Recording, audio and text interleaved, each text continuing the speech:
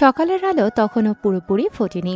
ঢাকার পুরনো এলাকা মিটফোর্ড রোডের মোড়ে একটা ছোট্ট চায়ের দোকানের পাশে দাঁড়িয়ে আছে এক যুবক।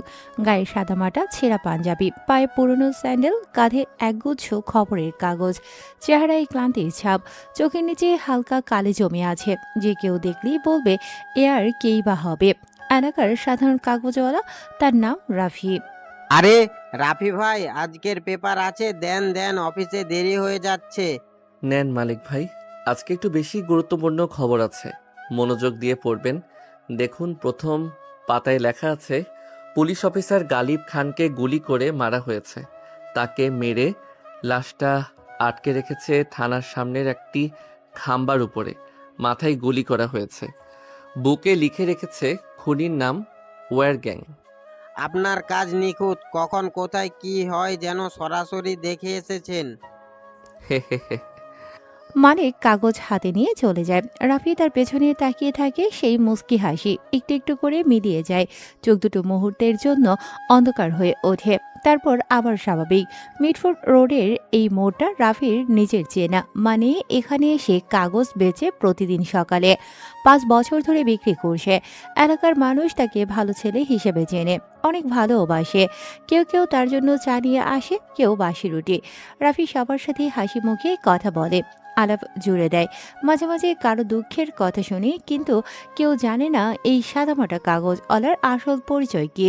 সেদিন বিকেলে রাফি কাগজের থলে গুছিয়ে রাখার পর সরু গলির ভেতর দিয়ে হাঁটতে থাকে। পুরান ঢাকার এই গলিগুলো যেন গোলক ধাঁধার মতো, একটার পর একটা বাঁক, মাঝে মাঝে বন্ধ দরজা, মাঝে মাঝে অন্ধকার কোণ দেখা যায়। রাফি এই গলিগুলো হাতের তালুর মতো চেনে। প্রতিটা বাঁকে কোথায় কে থাকে, কোন দরজার পেছনে কি হয়, তার সব জানা। এই গল্পটি লেখক আবির হাসান নিলয়ের লেখা, মিঠুন স্টোরি চ্যানেলে প্রকাশিত হয়েছে। এই গল্পের সব দায়িত্ব মিঠুন স্টোরি চ্যানেলের, তাই না বলে কপি করার সম্পূর্ণ নিষেধ। একটা পুরনো দোতলা বাড়ির সামনে এসে সে থামে। দরজায় 3টা টোকা দেয়, তারপর 2টো, তারপর আবার একটা। এরপর দরজা খুলে যায়। ঘরের ভেতরে অন্ধকার, কিন্তু রাফি অন্ধকারে ভয় পায় না। সে ভেতরে ঢুকে পড়ে। ঘরের ভেতরে 4জন মানুষ বসে আছে। একটা মোমবাতির আলোয় তাদের মুখ ছায়াময় হয়ে আছে, তাদের চোখে উদ্বেগ। ভাই, কাজ হয়েছে। রাফি একটা চেয়ারে বসে পড়ে, পায়ের উপর পা তুলে দেয়, তারপর কোমরে গুজে রাখা শক্ত কিছু একটা টেবিলের ওপরে রাখে। টেবিলের ওপর থেকে একটা সিগারেটের প্যাকেট থেকে সিগারেট বের করে ধরালো, তারপর চোখ দুটো ঠান্ডা, একদম শান্ত হয়ে আছে। সিগারেটে টান দিয়ে বলে, কাজ সব সময় হয়, প্রশ্নটা হলো কিভাবে হয়েছে। সুজন নামের লোকটা একটু সামনে ঝুঁকে, তারপর নরম গলায় বলে, এরপর তাহলে করিমের ব্যাপারটা। করিম আর এই শহরে নেই। রাফির কথা শুনে ঘরে নিস্তব্ধতা নেমে আসে, কেউ কথা বলে না। মোমবাতির আলো যেন মৃদু বাতাসে কাঁপে। রাফি উঠে দাঁড়ায়, টেবিলে থাকা সেই শক্ত জিনিসটা আবার ধরে কোমরে গুজে নেয়, তারপর বলে, পরের কাজের খবর দাও, বসে থাকা আমার পোষায় না। রাফি চলে যায় সেখান থেকে। এদিকে এমপি মাজেদ পাইচারি করে। ওর 2জন বিশ্বস্ত লোক উধাও হয়ে গেছে। করিম দেশ ছেড়ে গেছে, আর তার কাছের লোক গালিব খুন হয়েছে। কে করেছে কেউ জানে না। মাজেদের মতো পাওয়ারফুল একজন এমপির লোকেদের এভাবে সরিয়ে দিল কেউ। মাজেদ তা ভেবে বেরি করতে পারছে না, মনে মনে বলে, না, বড় ভাইকে এখনই জানানো যাবে না, সমস্যা হবে। আমাকে সবটা বের করতে হবে। শহরে ওয়ার গ্যাং এসে জুটেছে। এই শহর আমার, আমি যা বলবো তাই হবে। কে ওরা? মাজেদের লোকেদের খোঁজ নিতে বাহিরে পাঠায়। তারপর মিটফোর্ড রোড থেকে 3টা গলি পার হলে একটা ছোট্ট মুদির দোকান আছে। দোকানের মালিক হাজী সাহেব সন্ধ্যার পর দোকান বন্ধ করে, কিন্তু সেদিন তিনি দেরি করে ফেলেছেন। দোকান বন্ধ করতে করতে রাত হয়ে গেছে। রাত বলতে অনেকখানি রাত। বৃষ্টি হয়েছিল, তার উপর খানিকটা এমপির লোকেরা শাসিয়ে গেছে যে এলাকাতে নতুন কেউ আসলে তাকে জানাতে। দোকান বন্ধ করে কিছুটা হেঁটে আসতেই হঠাৎ তিনি দেখেন সামনের গলিতে একটা মেয়ে দাঁড়িয়ে আছে হেলান দিয়ে, একাই দাঁড়িয়ে, হাতে একটা ব্যাগ আছে। মেয়েটা চারিদিকে তাকাচ্ছে, যেন কাউকে খুঁজছে। হাজী সাহেব এগিয়ে প্রশ্ন করেন, এখানে একা কি করছো?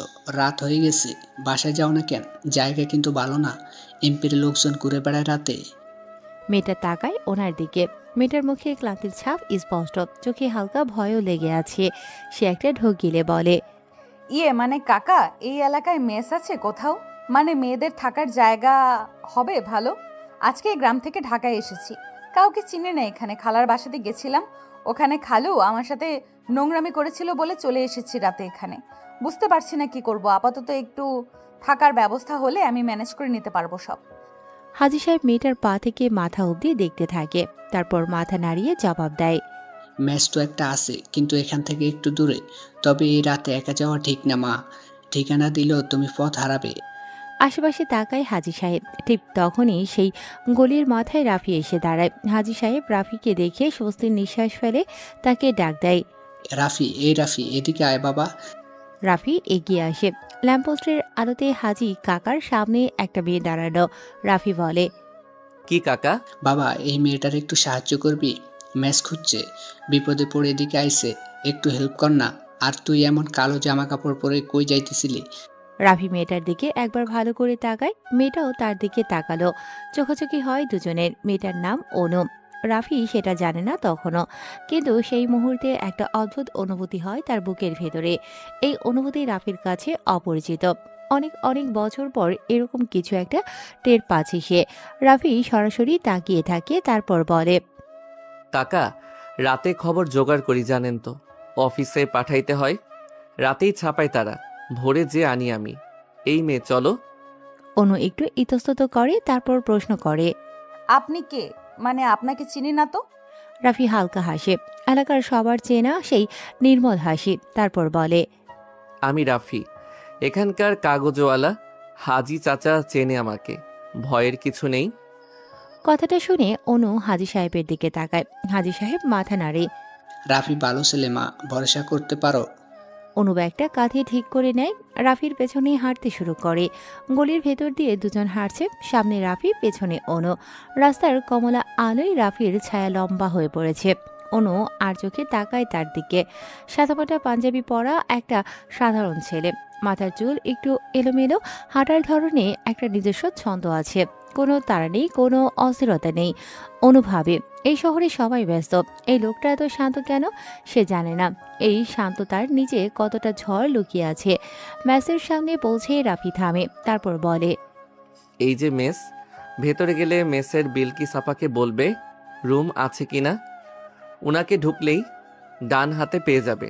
ধন্যবাদ। রাফি ঘুরে যেতে যায়, তখন অনু বলে ওঠে, আপনার নাম রাফি? হ্যাঁ। আমি অনু। রাফি এবার ফিরে তাকায়, চোখ দুটো একটু মিটমিট করে, তারপর হেসে বলে, জানি। অনু অবাক হয়। অনু তো এর আগে তার নাম বলেনি, সাথে সাথে প্রশ্ন করে। আপনি কিভাবে জানেন? রাফি হাসে, কোনো জবাব না দিয়ে হাঁটা ধরে। অনু হতভম্ব হয়ে তাকিয়ে থাকে। সে জানে না যে রাফি আসলে কিছুই ঘটনাচক্রে বলেনি। রাফির কাছে তথ্য সবসময় আগে থেকেই থাকে। শহরের প্রতিটা মানুষের ওপর তার নজর আছে। নতুন কেউ এলাকায় আসলে সে জানতে পারে, কারণ এই শহরের অন্ধকার অংশটা তার। মিটফোর্ড রোডের মোড়ে রাফি তার চিরচেনা জায়গায় দাঁড়িয়ে আছে। কাঁধে কাগজের বোঝা, হাতে একটা চাপ। ভোরের আলো তখনও কুয়াশার ভেতর দিয়ে কোনো রকমে উকি দিচ্ছে। রাস্তায় রিস্কার টুংটাং শব্দ, দূর থেকে আজানের সুর ভেসে আসে।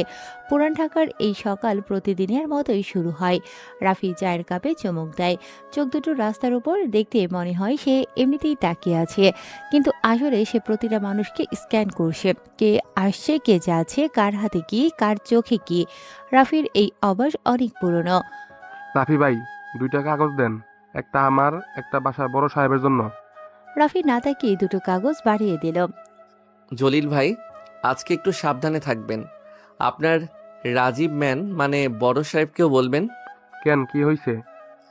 রাফি এবার তার দিকে তাকায়, চোখে সেই অদ্ভুত শান্ত দৃষ্টি। কিছু না, এমনি বললাম। এলাকায় কিছু নতুন মুখ দেখছি গতকাল থেকে। পরিচিত না, তবে আজকের খবর দেখছেন? ওয়্যার গ্যাং নামের একটা নতুন আন্ডারওয়ার্ল্ডে গ্যাং এসেছে। তারা ধরে ধরে বড় লোকদের মারছে।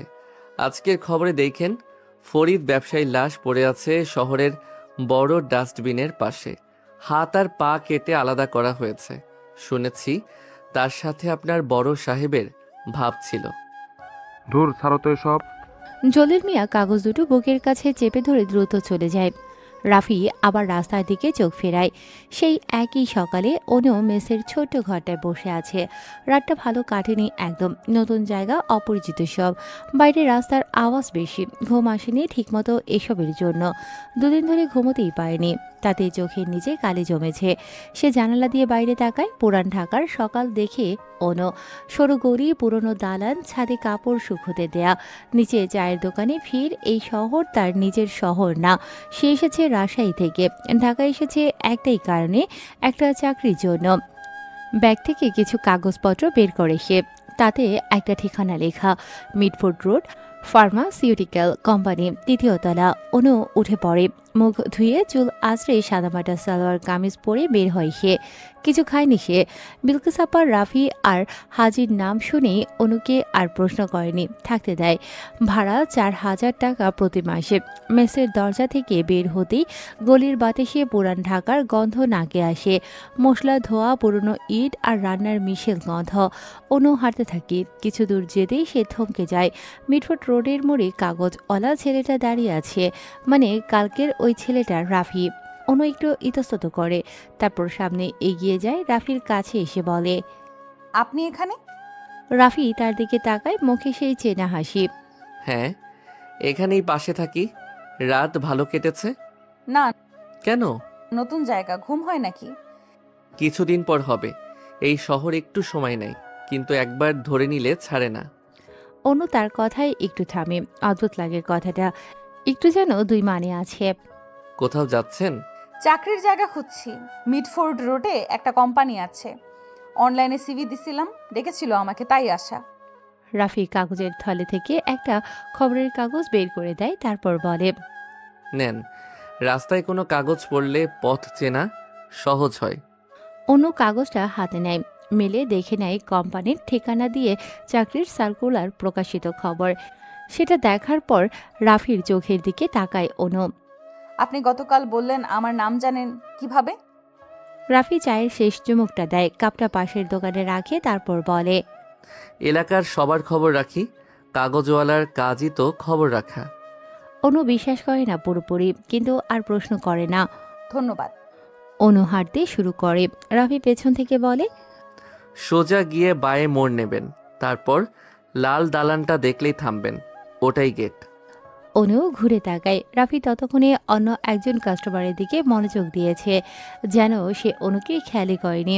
সেদিন দুপুরে রাফি ম্যাসের পেছনের গলিতে দাঁড়িয়ে ফোনে কথা বলছে, গলা নিচু করে, চোখ এদিক ওদিক। মাল কোথায় গেছে? ওপাশ থেকে একটা কণ্ঠ শোনা যায়, ভাই বন্দর ঘাটে রাখা আছে, রাতে সরাতে হবে। কতজন পাহারায়? 4 জন। তবে ভাই একটা সমস্যা, কি? শাহেদের লোক এসেছে এলাকায়, তারা নজর রাখছে। আর এমপি মাজেদ আবার শুরু করেছে। রাফির চোখ সরু হয়ে আসে, মুখের ভাব বদলায়। এই মুহূর্তে যে রাফিকে দেখা যাচ্ছে, সে সকালের কাগজওয়ালা রাফি না। শাহেদকে বলো আমি জানি সে এসেছে। আর বলো এই এলাকায় আমার অনুমতি ছাড়া কেউ নিঃশ্বাস নেয় না। আর সিরাজকে বলো মাজেদের সাথে ঘরোয়া আলাপ সারতে। বুঝেছি ভাই। রাফি ফোন রেখে দেয়। ঠিক তখনই গলির অন্য মাথা থেকে একটা শব্দ আসে।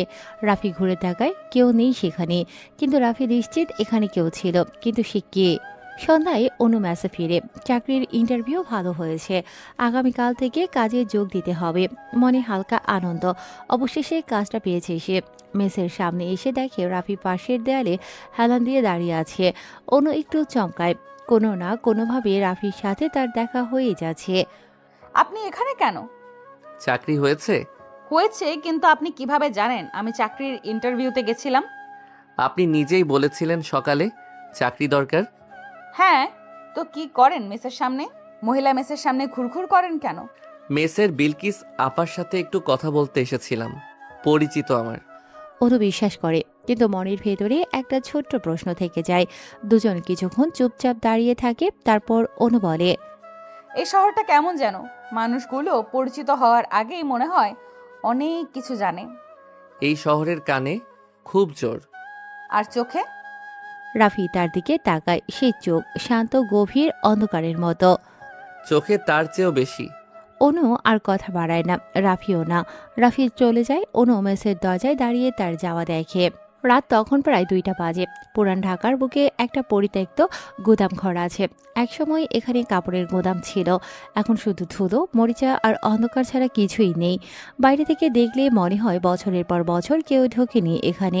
দরজায় মরিচা পড়া, তালা ঝোলে সবসময়, দেয়ালে শ্যাওলা জমেছে, পুরো বিল্ডিংটা যেন মৃত। কিন্তু ভেতরে আলো জ্বলছে, একটাই বাল্ব, হলুদ রঙের বাল্ব, বাতাসে একটু একটু দুলছে। সেই আলোর নিচে একটা চেয়ারে বাঁধা আছে একজন মানুষ, তার নাম মাজেদ। সংসদ সদস্য সে, এই শহরের বড় মাপের নেতা। 3 মেয়াদে এমপি তিনি, খুবই ক্ষমতাবান লোক। গলায় সোনার চেন আছে, হাতে দামি ঘড়ি, সবসময় পাঁচরও গাড়িতে চলেন। সামনে পেছনে লোক লস্করে ভরতে থাকে, মানুষের সামনে হাসি মুখে কথা বলে, ছবি তোলেন, কোনো কিছু উদ্বোধন করেন। এলাকার লোক তাকে সালাম দেয়। কিন্তু এই রাতে মাজেদ সাহেবের হাত দুটো পিস মোড়া করে বাঁধা আছে, পায়েও দড়ি, মুখে কাপড় গোজা আছে একটা, চোখ দুটো ভয়ে বড় বড় হয়ে আছে তার, কপাল থেকে ঘাম ঝরছে টপ টপ করে। সে বুঝতে পারছে না কোথায় আছে। গাড়ি থেকে তুলে আনার সময় চোখ বাঁধা ছিল, কতক্ষণ ধরে আসছিল মনে নেই, শুধু জানে সে এখন অন্ধকার একটা জায়গায়। আর চারদিকে যারা দাঁড়িয়ে আছে তাদের মুখে মুখোশ, কালো মুখোশ পরা। 5 জন দাঁড়িয়ে একদম নিস্তব্ধ হয়ে, নড়ছে না, কথাও বলছে না, শুধু দাঁড়িয়ে আছে। কেবল তাদের চোখ দেখা যাচ্ছে, সেই চোখে কোনো আবেগ নেই। মাজেদ মুখের কাপড়ের ভেতর দিয়ে কথা বলার চেষ্টা করে, কিন্তু বের হয় শুধু গোঙানি। তখন পেছন থেকে পায়ের শব্দ ভেসে আসে, ধীরে ধীরে, একদম ধীরে, যেন কোনো তাড়া নেই তার। কেউ হেঁটে আসছে তার দিকে। মাজেদ ঘাড় ঘোরানোর চেষ্টা করে। 5 জন ছাড়াও আরও একজন আসলো, সেও কালো পোশাকে, মুখে মুখোশ পরা, কিন্তু বাকিদের থেকে আলাদা সে, লম্বা অনেকটা। তার চলার ভঙ্গিতে একটা ক্ষমতা আছে, পুরো ঘরটা যেন তার উপস্থিতিতে ছোট হয়ে যায়। সে এসে মাজেদের সামনে একটা চেয়ার টেনে নিল, উল্টো করে বসে সে, 2 হাত চেয়ারের পিঠে রাখে। মাজেদের চোখের দিকে সরাসরি তাকায়, দীর্ঘ নিস্তব্ধতা বিরাজ করে তখন। তারপর সে মাজেদের মুখের কাপড় টেনে বের করে। মাজেদ তৎক্ষণাৎ চিৎকার করে উঠে বলে, কে তোরা? জানিস আমি কে? আমি মাজেদ, সংসদ সদস্য। তোদের শেষ করে দেব, এখনই ছেড়ে দে আমাকে। তোদের এত বড় সাহস, আমাকে তুলে এনেছিস? মুখোশধারী ছেলেটা একটুও নড়ে না, কথা বলে না, শুধু তাকিয়ে থাকে। মাজেদ আরো চেঁচায়, শুনছিস না শহরের বাচ্চারা? আমি মাজেদ, ছাড় আমাকে। এই শহরে আমার কথায় পুলিশ চলে, আমার একটা ফোনে তোদের সবার জীবন শেষ হবে। ছাড় আমাকে, ছাড়। বাঁচতে চাইলে এখনই যেতে দে আমাকে। মুখোশধারী ছেলেটা এবার ধীরে ধীরে কথা বলে, চিৎকার করো, যত খুশি করো। এই ঘরের দেয়াল অনেক পুরু, বাইরে কেউ শুনতে পাবে না তোমার চিৎকার। মাজেদ থামে। মুখোশধারী লোকটার গলার স্বরটা শান্ত, অনেক বেশি শান্ত। এই শান্ততাই সবচেয়ে ভয়ের। মাজেদ নিজেকে একটু সামনে নিয়ে বলে, আমাকে আমাকে তুলে এনেছো কেন? কি চাও তোমরা? টাকা? কত লাগবে বলো? আমার কাছে অনেক টাকা আছে, যা চাইবে তাই দেব, শুধু আমাকে যেতে দাও। টাকা? না মাজেদ সাহেব, আমরা টাকার জন্য তোমাকে আনিনি। তাহলে কি চাও? মুখোশধারী উঠে দাঁড়ালো, হাত দুটো পেছনে নেয়, ঘরের মধ্যে ধীরে ধীরে পায়চারি শুরু করে। তারপর বলে, মেয়েটার নাম রিমা, বয়স 16, কুমিল্লা থেকে এসেছিল ঢাকায়, স্বপ্ন ছিল নার্স হবে। মাজেদের মুখ একটু বদলায়, সে বুঝতে পারছে না হঠাৎ মুখোশধারী লোকটা কি বলছে। সে আবার বলে, আরেকজনের নাম সাথী, বয়স 18, বাবা নেই তার, মাকে দেখার জন্য ঢাকায় কাজ খুঁজতে এসেছিল। মাজেদ বড় একটা ঢোক গেল, তার হাত পা নড়ে না। লোকটা আবার বলে, আরেকজনের নাম নীলা, বয়স 15, স্কুলের মেয়ে, বেড়াতে এসেছিল ফুপুর বাসায়। মুখোশধারী এবার থামে, ঝুঁকে এসে মাজেদের দিকে তাকায়। তারপর বলে, এই 3 জন কোথায় এখন? মাজেদের মুখে এবার কোনো কথা নেই, চোখে ভয় দেখা যায়। সে ঢোক গেলে বলে, জানি না কিসের কথা বলছো। মুখোশধারী একটু হাসে। মুখোশের আড়ালে সেই হাসি দেখা যায় না, কিন্তু চোখ দেখে টের পাওয়া যায়। জানো না? সে পেছনে ফিরে একজনকে ইশারা করে। সেই লোক একটা ল্যাপটপ সামনে নিয়ে আসে, স্ক্রিনে ভিডিও চলছে, মাজেদের সামনে ধরে। মাজেদ দেখে, তারপর চোখ সরিয়ে নেয়। দেখো, কথাটায় এমন কিছু আছে যে মাজেদ আবার তাকায়। ভিডিওতে দেখা যাচ্ছে একটা অন্ধকার ঘর, মেয়েগুলো বাধা আছে, ভয়ে কাছে ওরা, আর পাশে আছে মাজেদের লোকেরা। মাজেদ মুখ ঘুরিয়ে নেয়। এ- এটা এটা আমি করিনি। আমার লোকের আমি জানতাম না। মুখোশধারী হাঁটুগেড়ে মাজেদের সামনে বসে, চোখে চোখ রাখে। তোমার ব্যাংক অ্যাকাউন্টে প্রতি মাসে টাকা ঢোকে, কোথা থেকে আসে? মাজেদ চুপ হয়ে গেছে। এতক্ষণে বুঝে গেছে তাকে কেন তুলে আনা হয়েছে। তোমার সই করা কাগজ আছে আমাদের কাছে, যেখানে মেয়েদের বিদেশে পাঠানোর ব্যবস্থা করা হয়েছে। সেই কাগজে তোমার সই, তোমার সিল। আমাকে বেরো না, আল্লাহর দোহাই লাগে। আমার ছেলে মেয়ে আছে। তোমার ছেলেমেয়ের কথা তোমার মনে পড়েছে, কিন্তু রিমার মায়ের কথা কি ভেবেছিলে? সাথীর মায়ের কথা, নীলার কথা? ঘর নিস্তব্ধতা নেমে আসে। মাজেদ কথা বের করতে পারে না। মুখোশধারী পেছনে ঘুরে দাঁড়ায়, তারপর বলে। শুরু করো। 5 জন এগিয়ে আসেন। একজন এসে সোজা মাজেদের আঙুল কেটে দেয় সিজার ব্লেড দিয়ে। মাজেদ চিৎকার করে ওঠে, কিন্তু সেই চিৎকার দেয়াল পেরোয় না।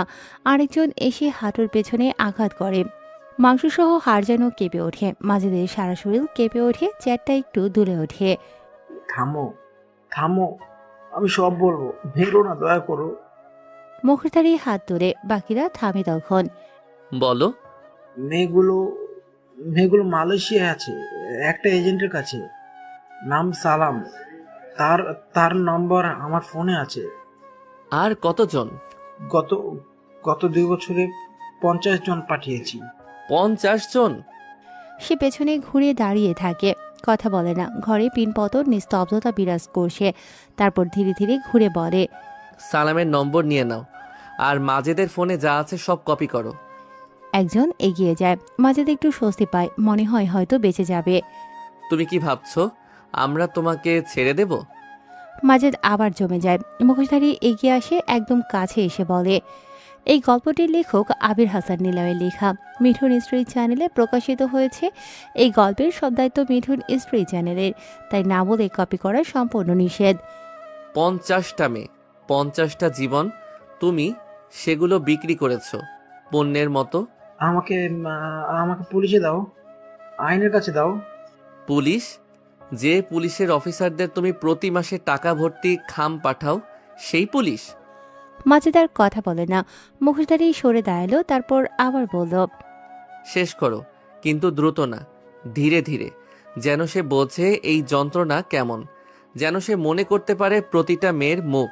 না, না, আল্লাহ, কেউ নেই, কেউ নেই, আমাকে বাঁচাতে। টাকা দেবো সবাইকে, কোটি টাকা। ছাড়ো আমাকে। মুখোশধারী ঘুরে দরজার দিকে হাঁটে। পেছনে শব্দ শুরু হয়। একজন এসে মাজেদের কিডনি সোজা চিকন ছুরি ঢুকিয়ে দিল। আরেকজন এসে হাত সোজা ব্লেড চালায়।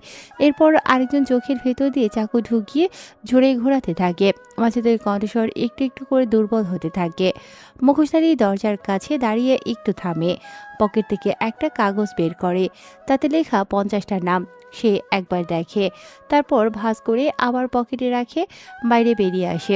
রাতের বাতাস লাগে মুখে। মুখোশ খোলে সে। মুখোশের আড়ালে যে ছিল সে হলো রাফি। চোখ দুটো এখন শান্ত, একদম শান্ত, যেন ভেতরে খানিক আগে কিছু হয়নি, যেন সে শুধু রাতের বাতাসে একটু হাঁটতে বেরিয়েছে। সে আকাশের দিকে তাকায়, তারপর পকেট থেকে ফোন বের করে। সুজন, সালাম নামে একজন আছে মালয়েশিয়ায়, তার কাছে 50টা মেয়ে। মালয়েশিয়ান মাফিয়া স্যাভেজ গ্যাংয়ের লিডার আর্থা কুলারের সাথে যোগাযোগ করো, বলবে ওয়্যার গ্যাং থেকে পাঠিয়েছে তোমাকে। তারপর কাজটা কি বলবে, বাকিটা সে বুঝে নেবে। কাল ভোরের মধ্যে ব্যবস্থা করো। ভাই বুঝেছি। সকালে পেপারে খবর আসবে। ফোন রেখে দেয় রাফি। পরদিন ভোর হয়। মিডফোর্ট রোডের মোড়ে রাফি দাঁড়িয়ে আছে, কাঁধে কাগজের বোঝা, হাতে চা, 1 কাপ লাল চা। রাহি ভাই, আজকের কাগজে দেখলেন এমপি মাজেদকে মৃত পাওয়া গেছে। কি সাংঘাতিক, মাজেদকেও সরিয়ে দিল।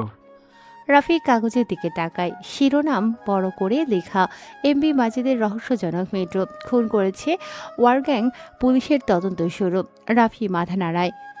দুনিয়াটা অদ্ভুত জলিল ভাই, যে যা করে তার হিসাব একদিন না একদিন হয়।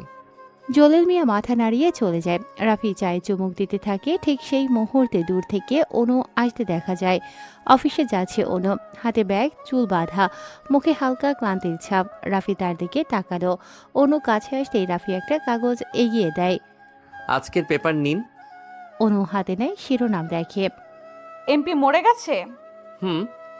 লেখা আছে নারী পাচারের সাথে যুক্ত ছিল মাজেদ। 2 বছরের ভেতরে 50টা নারীর পাচার করেছে মাজেদ। শহরে গ্রাম থেকে আসা মেয়েদের কাজের নাম করে পাচার করে দিত মাজেদ।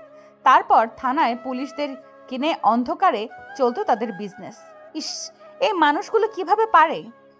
রাফি কিছু বলে না, সে চা খেতে ব্যস্ত। অনু রাফির দিকে তাকায়, তারপর বলে, আচ্ছা, আপনি কি মনে করেন?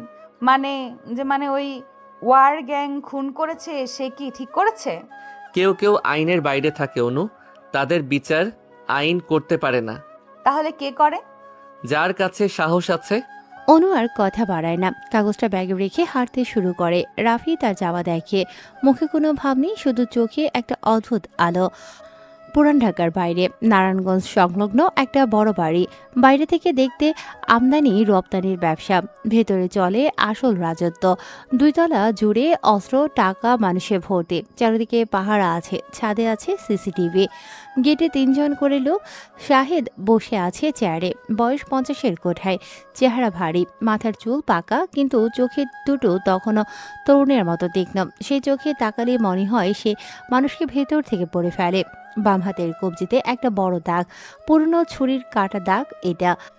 সেই দাগ সে কখনোই লুকায় না, বরং গর্ভের সাথে দেখায়। এই শহরের আন্ডারওয়ার্ল্ডের শাহিদের নাম উচ্চারণ করলে মানুষ মাথা নামিয়ে ফেলে। সামনে দাঁড়িয়ে আছে তার 5 জন লোক, মাথায় নিচু করে দাঁড়িয়ে।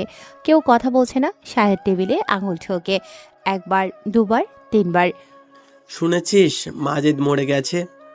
ওর কথায় কেউ সাড়া দেয় না। সে আবার বলে, আমার লোক, আমার মাজেদ, আমি যাকে দিয়ে এ শহরের রাজনীতি চালাতাম, সে মরে গেছে। একটা গ্যাং এসে তাকে তুলে নিয়ে গেছিল, মেরে ফেলেছে। আর তোরা জানতেই পারিসনি? ভাই, আমরা রহিম। চুপ। রহিম থেমে যায়। শাহেদ উঠে দাঁড়ায়, হাত দুটো টেবিলে রাখে, সামনে ঝুঁকে বলে, ওয়ার গ্যাং, ওই নামটা শুনেছিস কখনো? সবাই একে অপরের দিকে তাকায়, কথা বলতে পারে না। না ভাই, এই নামের কোনো গ্যাং এই শহরে নেই, আগে কখনো শুনিনি। তাহলে এখন আছে, আর তারা আমার লোককে মেরেছে। এটা শুধু খুন না, এটা আমার বিরুদ্ধে চ্যালেঞ্জ করেছে। ঘরে ভারী নিঃশ্বাস পড়ে। শাহেদ জানলার কাছে যায়, নিচের রাস্তার দিকে তাকায়। আজ থেকে এ শহরের প্রতিটা কোনায় লোক লাগাবি। চায়ের দোকান, মসজিদের সামনে, বাজারে, গলিতে, সবখানে ওয়ার গ্যাং কারা কোথায় থাকে, কে চালায়, সব জানতে হবে। জি ভাই। আর শোন, যে এই তথ্য আনবে তাকে 50 লাখ টাকা দেব। আর যে ওয়ার গ্যাংয়ের মাথাটা এনে দেবে তাকে দেব 1 কোটি। ঘরে সাড়া পড়ে যায়। শাহেদ আবার চেয়ারে বসে, চোখ বন্ধ করে তারপর খোলে। এই শহরে আমার অনুমতি ছাড়া কেউ এভাবে কিছুই করবে না। এটা কেউ যদি ভুলে গিয়ে থাকে তাহলে মনে করিয়ে দেওয়ার সময় হয়েছে। সবাই চলে যায় ঘর থেকে। সেদিন রাত 9টা। মিডফোর্ড রোড থেকে 2 গলি দূরে একটা সরু রাস্তা। রাস্তার আলো কম, দুপাশে পুরনো দালান। রাতে এই রাস্তায় মানুষ কম চলাচল করে। অনু অফিস থেকে ফিরছে, হাতে একটা ফাইল ব্যাগ, পায়ে ক্লান্তি। দিনটা লম্বা ছিল, নতুন কাজ, নতুন জায়গা, সব একসাথে সামলাতে গিয়ে ক্লান্ত হয়ে পড়েছে। গলির মাথায় 4 জন ছেলে দাঁড়িয়ে আছে। তারা ওয়ার গ্যাংয়ের তথ্য খুঁজতে থাকে। অনু আসে সেখান দিয়ে। অনু একটু সতর্ক হয়, পা চালিয়ে যেতে থাকে, কিন্তু ছেলেগুলো পথ ছাড়ে না। এই যে সুন্দরী, এত রাতে একা কোথায়? এই শহরে আমাদের চোখের আড়ালে থাকা তো পাপ। চলো তোমাকে একটু লিফট দিয়ে আসি। অনু থামে না, মাথা নিচু করে হাঁটতে থাকে। আরে থামো না, কথা বলছি। অনু থামে, ঘুরে তাকায়, চোখে সরাসরি। পা ছাড়ুন। আপনাদের সাহস তো কম না। রাস্তা ছাড়ুন বলছি, নয়তো আমি চিৎকার করব। টিপু হাসে, পাশের জনেরাও হাসে। পথ ছাড়বো, কিন্তু আগে একটু কথা বলো। নতুন এসেছো এই এলাকায় না? চিনতে পারিনি তো। আমাদের চিনো না তুমি? আপনাদের চেনার দরকার নেই আমার, সরুন। চিৎকার দেব কিন্তু। এত রাগ কেন মামনি? আমরা কি খারাপ? চিৎকার করে লাভ নেই জানো। তার চেয়ে চলো, আমাদের সাথে একটু আনন্দ করবে। ড্রেসটা তো বেশ সুন্দর পড়েছ। চলো একটু আড্ডা দেই। তোমার ফিগার দেখে মাথায় কাজ করছে না। কত টাকা লাগবে বলো সোনা? আমার সাথে এই ভাষায় কথা বলবেন না। রাজু নামের তৃতীয় ছেলেটা হাত বাড়িয়ে অনুর ওড়না ধরে টান দেয়। অনু প্রচণ্ড রাগে আর অপমানে রাজুর গালে একটা চড় কষে দেয়। অনু চিৎকার করে বলে, কুত্তার দল, তোদের লজ্জা করে না একটা মেয়ের গায়ে হাত দিতে? তোদের মা বোন নেই? চড় খেয়ে রাজুর চোখ দুটো লাল হয়ে যায়। সে অনুর চুলের মুঠি ধরে হ্যাঁচকা টান দিয়ে বলে, অনেক তেজ তোর নাম মাগি, তেজের চিকিৎসা করবো আজ আমরা। ধরতে একে, আজ একে নিয়ে মজা করব, দেশের বাইরে পাঠাবো। লজ্জা নেই তোদের? মায়ের পেটে জন্মাওনি? টিপু এবার অনুর কাছে আসে, হাত বাড়ায়। ঠিক সেই মুহূর্তে অন্ধকারের মাঝখান থেকে একটা সাইকেলের ঘন্টি বাজার শব্দ শোনা যায়। সাইকেল নিয়ে ধীর লয়ে এগিয়ে আসে রাফি। তার পরনে সেই পুরনো ময়লা শার্ট। রাফি সাইকেল থামিয়ে কাচুমাচু হয়ে বলে, আরে ভাইয়েরা, আপনারা এখানে কি করছেন? আপাটাকে ছেড়ে দিন না, উনি তো ভালো মানুষ, ওনাকে বিরক্ত করে আপনাদের কি লাভ? কথাটা শুনে সবাই সেদিকে তাকায়। রাফিকে তারা চেনে, খবরের কাগজ বেচে বেড়ায়। এই যে খবরের কাগজ ওলা ফকির নিয়ে আসছে হিরো সাজতে। তুই এখানে কি করছিস রে? পালা এখান থেকে, নয়তো তোর হাড়গোড় আস্ত রাখবো না। ভাই, আমি গরিব মানুষ, ঝগড়াঝাটি বুঝি না, কিন্তু মেয়েটা খুব বিপদে পড়েছেন, আপনারা ওনাকে যেতে দিন, আমি আপনাদের অনুরোধ ধরছি। রাফি অনুর সামনে এসে দাঁড়ায়। সে খুব সাধারণ দেখানোর অভিনয় করছে যাতে কেউ বুঝতে না পারে সে আসলে কে। রাফি আসলে চাইলেই এদের চারজনকে এক সেকেন্ডে শেষ করে দিতে পারত, কিন্তু অনুর সামনে সে তার মাফিয়া সত্তা প্রকাশ করতে চায় না। সে চায় অনুর মনে তার প্রতি এক সাধারণ মায়া তৈরি হোক। টিপু রাফির বুকে একটা লাথি মারে। রাফি মাটিতে পড়ে যায়। অনু চিৎকার করে ওঠে, রাফি, আপনি চলে যান এখান থেকে, ওরা আপনাকে মেরে ফেলবে, পালান। রাফি উঠে দাঁড়ায়। অনু আবার বলে, ছাড়ো ওকে, ছাড়ো। রাফি ব্যথায় কুঁকড়ে যায়, কিন্তু উঠে দাঁড়ানোর চেষ্টা করে। ঠিক তখন গলির অন্য মাথা থেকে পুলিশের গাড়ির আলো আসে। সাইরেন বাজিয়ে টিপু চমকে যায়। পুলিশ রে, ভাগ! চারজন দৌড়ে অন্ধকারে মিলিয়ে যায়। রাফি দেয়ালে হেলান দিয়ে দাঁড়ায়। ঠোঁট থেকে রক্ত পড়ছে, পেটে ব্যথা। অনু দৌড়ে আসে। আপনি ঠিক আছেন? রাফি হাসার চেষ্টা করে, ঠোঁট কাটা বলে হাসিটা একটু বাঁকা হয়। আছি। অনু কাঁধ থেকে ওড়না করে রাফির ঠোঁটের কাছে ধরে। এখানে ধরুন, রক্ত বন্ধ হবে। আপনার ওড়না নষ্ট হবে। চুপ থাকুন। অনু নিজেই ওনার কোণ দিয়ে রাফির ঠোঁটে রক্ত মুছে দেয়, হাত একটু কাছে। চোখে এখনো ভয়ের ছাপ। রাফি চুপ করে থাকে। এত কাছ থেকে অনুর মুখ দেখছে, উদ্বিগ্ন চোখ, কপালে হালকা ভাঁজ, বুকের ভেতরে একটা অদ্ভুত উষ্ণতা। ভয় পেয়েছেন? একটু। অনু থামিয়ে রাফির দিকে তাকায়, তারপর বলে, আপনি আমার জন্য মার খেলেন, আপনাকে জিজ্ঞেস করেছেন ঠিক আছে কিনা? আমি ঠিক আছি, অভ্যাস আছে। কিভাবে অভ্যাস মার খাওয়ার? রাফি জবাব দেয় না। পুলিশের গাড়ি গলি পার হয়ে চলে গেছে। রাস্তা আবার ফাঁকা হয়ে যায়। রাফি সোজা হয়ে দাঁড়ায়। খেয়েছেন রাতে? এই অবস্থায় সেটা জিজ্ঞেস করছেন? হ্যাঁ। খাইনি, অফিস থেকে সরাসরি আসছিলাম। চলুন। কোথায়? খাবার খেতে। অনু একটু থামে, রাফির কাটা ঠোঁটের দিকে তাকায়, তারপর বলে, আপনার ঠোঁটে ব্যথা নেই? আছে, কিন্তু পেটে ক্ষুধাও আছে। অনু হাসি চাপার চেষ্টা করে, পারে না। একটু হেসে ফেলে। রাফি সেই হাসি দেখে। বুকের ভেতরে আবার সেই উষ্ণতা দেখা দেয়। গলির কোণে একটা ছোট্ট রেস্তোরাঁ, রাতেও খোলা থাকে। ভেতরে দুটো টেবিল, হলুদ আলো। দুজন মুখোমুখি বসে রাফি খিচুড়ি অর্ডার করে। অনু ভাত আর ডাল। খাবার আসার আগে দুজন চুপ করে থাকে। তারপর অনু বলে, আপনি কেন এলেন? দেখলাম ঝামেলা হচ্ছে। চলে যেতে পারতেন। পারতাম, কিন্তু যাননি কেন? যেতে ইচ্ছে করেনি। অনু চোখ নামিয়ে নেয়। খাবার আসে, দুজন খায়। মাঝে মাঝে কথা হয়, ছোট ছোট কথা। অনুর রাজশাহীর কথা, রাফির এলাকার কথা। রাফি খেয়াল করে অনু কথা বলার সময় হাত নাড়ায়, চোখ উজ্জ্বল হয়। অনু খেয়াল করে রাফি কম কথা বলে, কিন্তু যা বলে মনোযোগ দিয়ে বলে। খাওয়া শেষে রাফি বিল দেয়। এটা কেন? আমি দিতাম। পরের বার মানে? রাফি উঠে দাঁড়ায়, হাত টিস্যু দিয়ে মুছতে মুছতে বলে, মানে পরের বার যদি খেতে আসি, চলুন বাকি পথ আগিয়ে দেই। অনু কিছু বলে না। বের হয় দুজন, হাঁটতে থাকে চুপচাপ। মেসের সামনে পৌঁছে রাফি থামে। পর থেকে রাতে একা আসবেন না, অফিস থেকে কেউ না থাকলে ফোন করবেন। কাকে ফোন করব? কেউ নেই আমার। আর কি? আপনার নাম্বার নেই আমার কাছে। রাফি পকেট থেকে একটা ছোট্ট কাগজ বের করে, তাতে নাম্বার লেখা। অনুর হাতে দেয়। অনু কাগজটা হাতে নেয়। আগে থেকে লেখা ছিল আমার জন্য? রাফি হাসে, কিছু বলে না। কাটা ঠোঁটে ব্যথা লাগে, তবুও হাসে। রাফি, সে চলে যায়। অনু কাগজটা হাতে নিয়ে দাঁড়িয়ে থাকে। রাফির যাওয়া দেখে বুকের ভেতরে একটা নতুন অনুভূতি তৈরি হয় দুজনের মনে। সে জানে না এই সাধারণ কাগজওয়ালা ছেলেটার ভেতরে কত গভীর অন্ধকার। রাত গভীর হয়। পুরান ঢাকার একটা পরিত্যক্ত গুদাম ঘরের 3 তলায় আলো জ্বলছে। নিচ থেকে দেখলে বোঝার উপায় নেই, জানালায় কালো পর্দা টাঙানো। বাইরে দুজন পাহারায় আছে। ভেতরে বড় একটা টেবিল ঘিরে বসে আছে 6 জন মানুষ। মাঝখানে যে বসে আছে তার নাম কেউ জানে না। সবাই তাকে ডাকে মিস্টার লিডার বলে।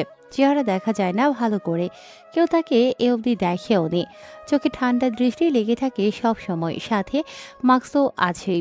সামনে একটা কফির মগ, হাত দুটো টেবিলে রাখা, শান্তভাবে বসা, একদম শান্ত। সুজন এগিয়ে আসে। মাজেদের কি হবে? ভাই, খবর আছে। শাহেদ পুরো শহরে লোক লাগিয়েছে, মিডফোর্ড থেকে শুরু করে বন্দর পর্যন্ত সবখানে তার চর। ওয়ার গ্যাং কারা এটা খুঁজছে।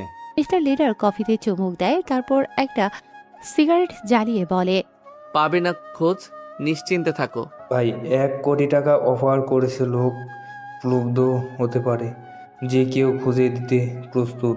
যে প্রলুব্ধ হওয়ার সে আগেই বাদ, মানে সে মরবে। আমার খোঁজ পাবে না সহজে। এই খেলাকে আমি নতুন না সুজন, আমাদের দলে ওই ধরনের মানুষ নেই। ঘরে নিস্তব্ধতা নেমে আসে। সিগারেট টানতে থাকে সে আবার। তারপর পেছন থেকে রাকিব কথা বলে, ভাই, একটা সমস্যা হয়েছে। মিস্টার লিডার তার দিকে তাকায়। রাতুল এগিয়ে এসে বলে, রাতুলকে তুলে নিয়ে গেছে শাহেদের লোকেরা। ঘরে একটা ভারী নিঃশ্বাস পড়ে।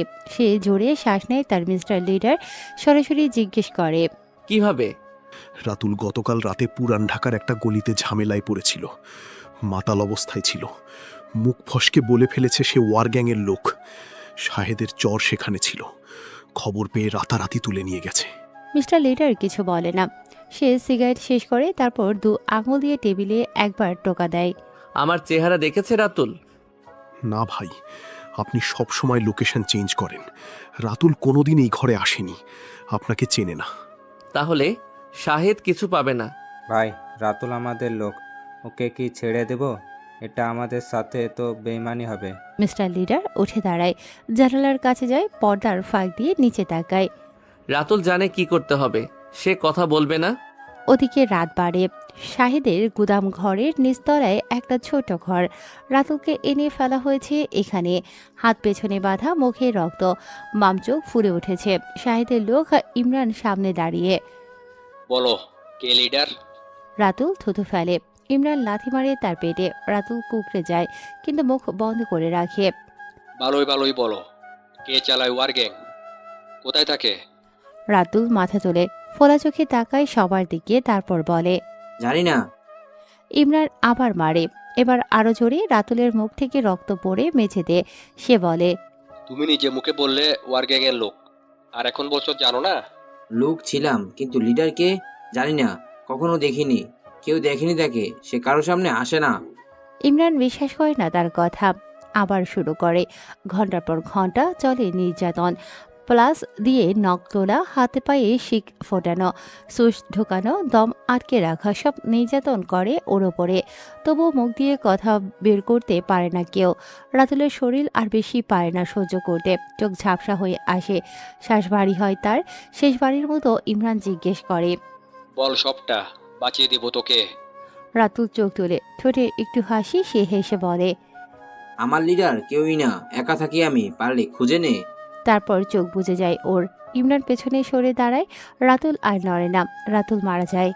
পরদিন সকাল, মিডফোর্ড রোডের মোড়ের ভেতরে রাতুলের লাশ পড়ে থাকতে দেখা যায়।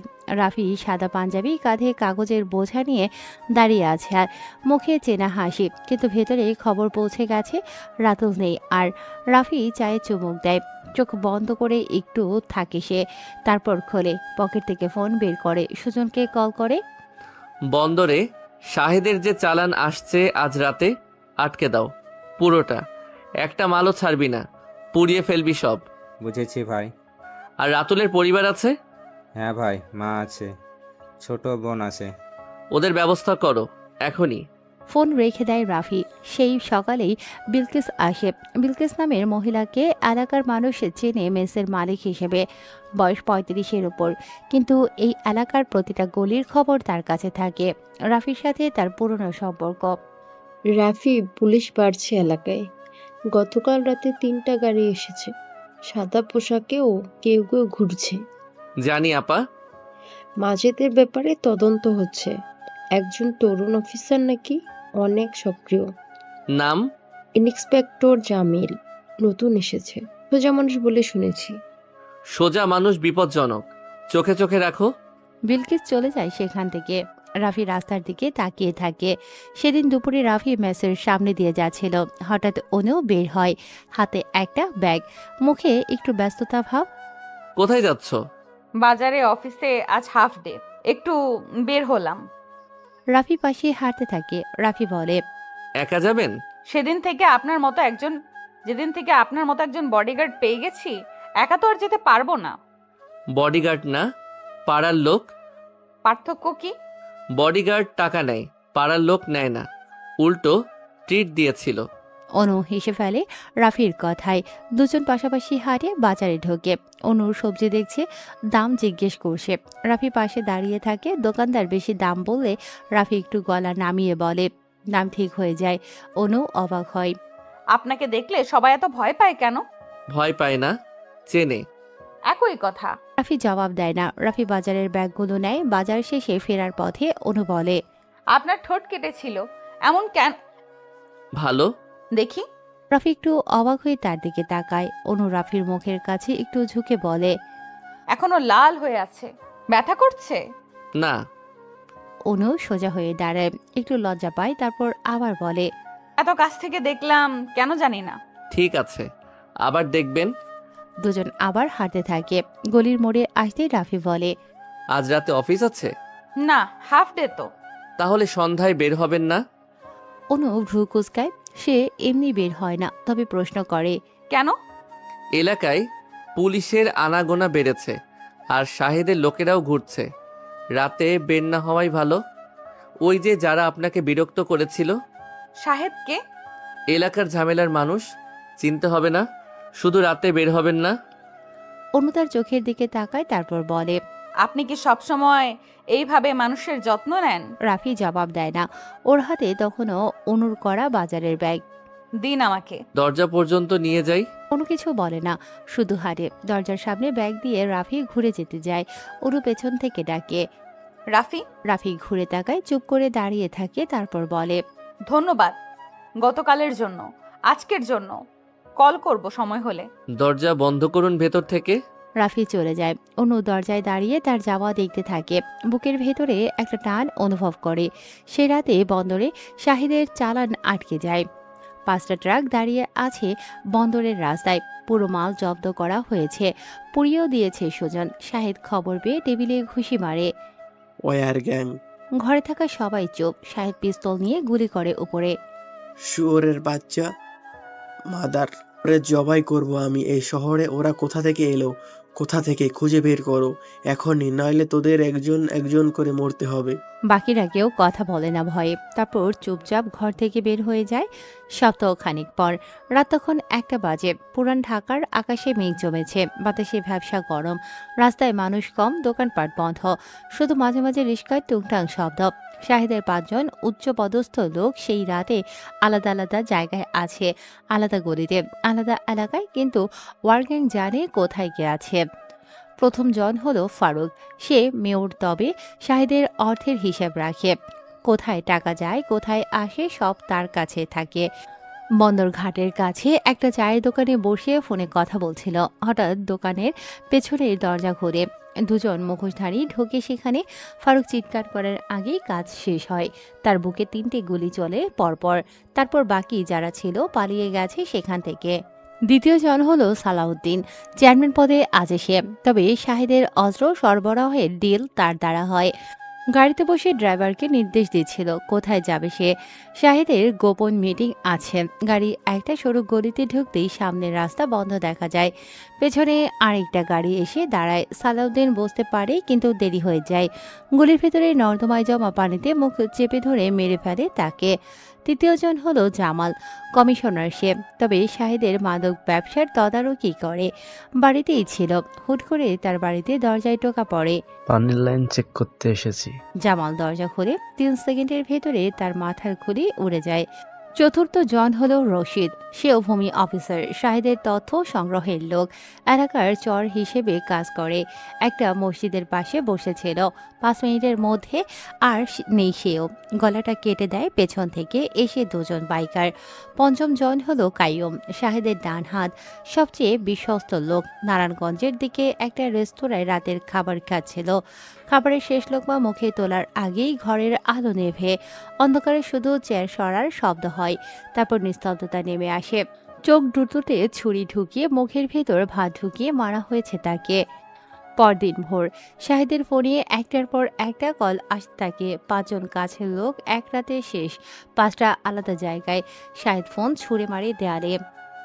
5 জন এক রাতে 5 জন? ঘরে থাকা সবাই মাথা নিচু করে দাঁড়িয়ে। শাহিদ টেবিল উল্টে দেয়, চেয়ার ছুঁড়ে মারে।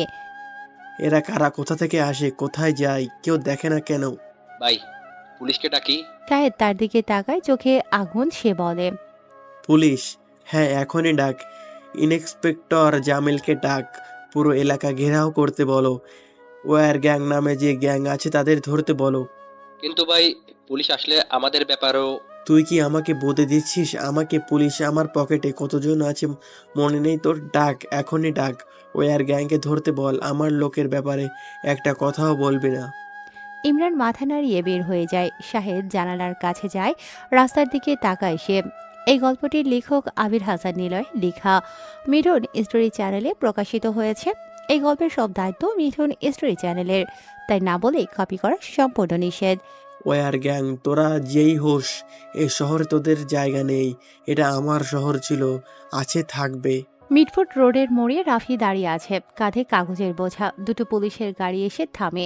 ইন্সপেক্টর জামিল নামে, বয়স 30-এর কাছাকাছি, পরিষ্কার পোশাক, চোখে তীক্ষ্ণ দৃষ্টি, মুখে গোঁফ নেই, চেহারায় একটা সততার ছাপ আছে। জামিল চারিদিকে তাকায়, তারপর রাফির দিকে এগিয়ে আসে। রাফিকে দেখে প্রশ্ন করে, এই যে পত্রিকাওয়ালা ভাই, আপনি এখানে প্রতিদিন থাকেন? জি স্যার, 5 বছর ধরে কাগজ বেচি এখানে। জামিল তাকে উপর থেকে নিচ দেখে। নাম? রাফি, মোহাম্মদ রাফিউল ইসলাম। রাতেও থাকেন এখানে? না স্যার, সন্ধ্যার আগে চলে যাই, কাগজ শেষ হলেই চলে যাই।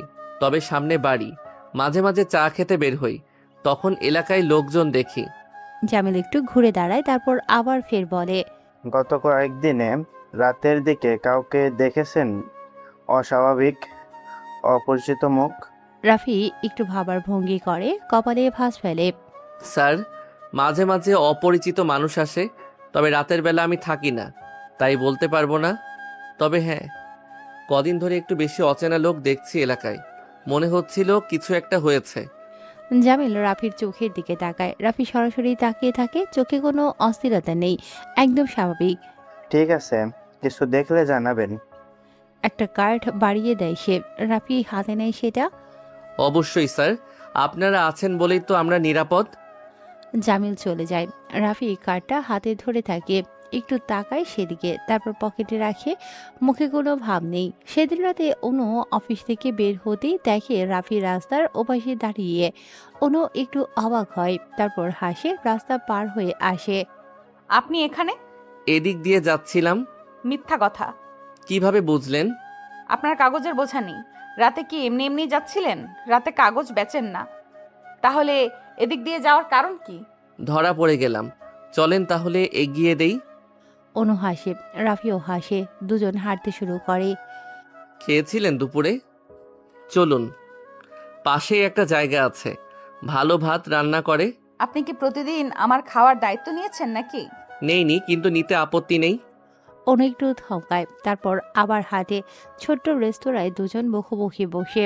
খাবার আসার আগে অনু বলে, আপনি কি কখনো ঢাকার বাইরে গেছেন? গেছি। কোথায়? অনেক জায়গায়। এই, আপনার এত রহস্য কেন সবকিছুতে? রাফি পানির গ্লাসে পানি ঢেলে বলে। রহস্য না, অভ্যাস। কম কথা বলার অভ্যাস।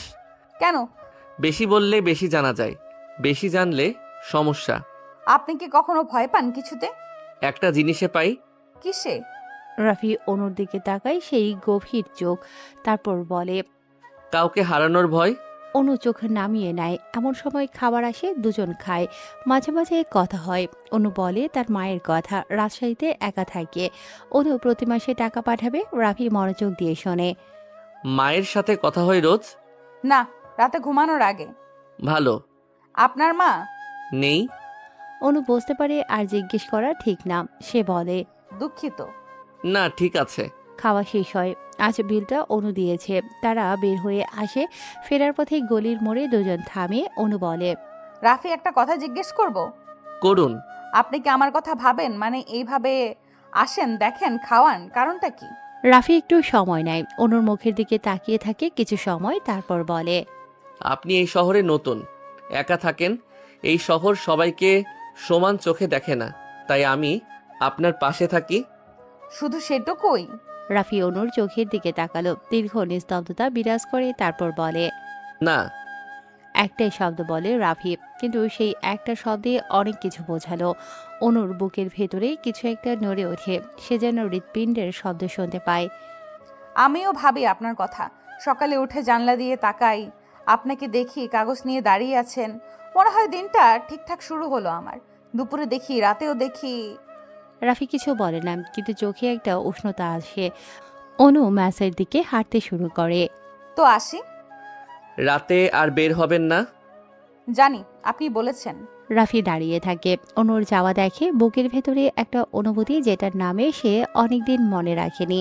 সে রাতে শাহিদ তার অফিসে বসে আছে, সামনে ইমরান। এই গল্পটির লেখক আবির হাসান নিলয়ের লেখা, মিঠুন স্টোরি চ্যানেলে প্রকাশিত হয়েছে। এই গল্পের সব দায়িত্ব মিঠুন স্টোরি চ্যানেলের, তাই না বলে কপি করা সম্পূর্ণ নিষেধ। পুলিশ মাঠে নামছে কাল থেকে, পুরো মিডফোর্ট এলাকা ঘেরাও করবে। ভালো, ওয়ার গ্যাং ধরা পড়লেই হলো। ভাই, একটা খবর আছে। এলাকায় একজন কাগজওয়ালা আছে, রাফি নামে। প্রতিদিন সকাল থেকে থাকে মিডফোর্ট রোডে, সব গলি চেনে, এলাকার মানুষ সবাই চেনে। ওরে কি আনবো? সন্দেহজনক সে। না মানে সেভাবে না, কিন্তু পুলিশ জেরা করেছে, একদম স্বাভাবিক কথা বলেছে। কাগজওয়ালা? জি ভাই। যাও, তবে চোখ রাখো, এই শহর এখন সবাই সন্দেহজনক। ইমরান বের হয়। শাহেদ আবার জানালার দিকে তাকায়। রাতের শহর দেখতে থাকে, তার শহর। কিন্তু আজ রাতে শহরটা অন্যরকম লাগছে, যেন কোথাও একটা অদৃশ্য হাত সবকিছু নিয়ন্ত্রণ করছে। শাহেদ সেই হাতটা খুঁজে পাচ্ছে না। এটাই তাকে সবচেয়ে বেশি অস্থির করছে। ইন্সপেক্টর জামিল রাতে ঘুমোয় না। তার টেবিলে কাগজের স্তূপ, ছবি, মানচিত্র, তারিখ, নাম। দেয়ালে একটা বড় বোর্ড, সেখানে সুতো দিয়ে কয়েকটা বিন্দু যোগ করা, লাল সুতো, নীল সুতো, প্রতিটা সুতোর মাথায় একটা নাম। মাজিদ, ফারুক, সালাউদ্দিন, জামাল, রশিদ, কাইয়ুম। সবাই মরেছে, সবাই শাহিদের লোক, সবাই ক্রাইমের সাথে জড়িত। জামিল চা খায়, বোর্ডের দিকে তাকিয়ে থাকে। একটা ব্যাপার তাকে ভাবাচ্ছে, প্রতিটা মৃত্যু পরিকল্পিত। কোনো গণ্ডগোল নেই, কোনো সাক্ষী নেই, কোনো চিহ্ন নেই, যেন ভূত এসে কাজ করে চলে গেছে। কিন্তু ভূত হয় না, মানুষ হয়, এবং মানুষের পায়ের ছাপ পড়ে। জামিল একটা ফাইল খোলে। বন্দরঘাটের সিসিটিভি ফুটেজ, ফারুক মারা যাওয়ার রাতের দিন। ফুটেজটা খোলা, কিন্তু একটা জিনিস স্পষ্ট দেখা যায়, দুজন মানুষ ঢুকেছে, আবার দুজন বেরিয়েছে। পোশাক কালো, মুখ ঢাকা ছিল তাদের। জামিল সেই ছবি বোর্ডে লাগায়, তারপর মানচিত্রের দিকে তাকায়। প্রতিটা ঘটনা মিডফোর্ট রোডের আশেপাশে, 3 কিলোমিটারের মধ্যে। জামিল একটা বৃত্ত আঁকে, সেই বৃত্তের কেন্দ্রবিন্দু মিডফোর্ট রোডের মোড়। সে থামে। সেখানে প্রতিদিন একজন মানুষ থাকে, 5 বছর ধরে। সবগুলি চেনে সে, সব মানুষ চেনে, কেউ সন্দেহ করে না। কাগজওয়ালা রাফি। জামিল কাগজে নামটা লেখে, তারপর আবার ভাবে, না, সাধারণ কাগজওয়ালা এত বড় অপারেশন চালাতে পারে না, অসম্ভব। সে ফাইল বন্ধ করে, কিন্তু ভাবনাটা তার পিছু ছাড়ে না। দুদিন পর রাত 10টা বাজে। অনুর অফিস 3য় তলায়। অনু ডেস্কে বসে ফাইল দেখছে। ওভার টাইম কাজ করছে সে। নতুন একটা প্রজেক্ট জমা দিতে হবে কাল সকালে। অফিসে আর কেউ নেই, শুধু সে আছে। ঘড়িতে 10টা বাজছে। অনু ফোনটা হাতে নিল। রাফির নাম্বারে কল দেয়। নাম্বারটা রাফি তাকে দিয়েছিল। দুবার রিং হতেই ফোন রিসিভ হয়। রাফি বলে, হ্যাঁ। রাফি, আমি অনু। অফিসে আছি এখনো। ওভারটাইম করছি, রাত হয়ে গেছে জানি না। হঠাৎ মনে পড়লো আপনার কথা। আসলে একটু ভয় লাগছে একা বের হতে। আসবেন? কতক্ষণ লাগবে? আধা ঘন্টা। আচ্ছা, আমি নিচে থাকবো। কাজ শেষ হলে নামবেন? আপনি আসবেন এত রাতে? জি, আসবো। কোনো সমস্যা? আচ্ছা, আসুন। অনু ফোন কেটে দেয়। অনু ফোনটা বুকের কাছে ধরে, ঠোঁটে হাসি ফুটে ওঠে ওর। 15 মিনিট পর রাফি অফিসের সামনে এসে দাঁড়িয়েছে। রাস্তার আলো কম, দূরে একটা চায়ের দোকান খোলা, বাকি সব বন্ধ।